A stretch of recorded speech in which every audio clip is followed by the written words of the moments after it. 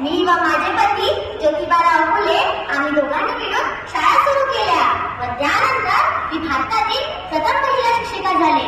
समाज सुधारणा करण्यासाठी आम्ही सत्यशोधक समाजाची स्थापना केली. गोरगरिबांना मुलींना शिकवणे, त्यांच्यासाठी शाळा काढणे, पैसे जमा करून देणे ही कार्य सत्यशोधक समाजातर्फे करण्यात होती.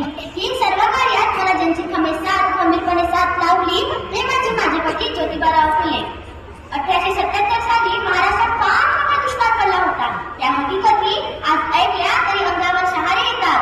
त्या काळात मी दीनदलितांना मदत केली, शेतकऱ्यांना आधार दिला व निवारांचा उपाय सुचवून त्याच्या सरकारवर पाठपुरावा केला. या सर्व कार्यात मला ज्यांची खंबीरपणे साथ व पाठबळ लागली ते म्हणजे माझे पती ज्योतिबाराव फुले. ज्योतिबारावांना पक्षाघाताचा आजार झाला. तेव्हा त्यांचे शरीर मुळे पडले होते. तेव्हा मी त्यांची अहोरात्र सेवा केली. ज्योतिबारावांचे निधन झाले व आमच्या दत्तक पुत्राला वारसा मिळू नये म्हणून नातेवाईकांनी भांडण सुरू केले व तो मुलगा अंत्यसंस्कार करू शकत नाही असे सांगितले. या कठीण प्रसंगात मी धैर्याने सामोर गेले आणि स्वतः ज्योतिबारावांच्या पार्थिवीला अग्नी केली. ज्योतिबा हे फक्त माझे पतीच नाही तर गुरु होते, गुरु. 1896 साली महाराष्ट्रात प्लेगची साथ आली.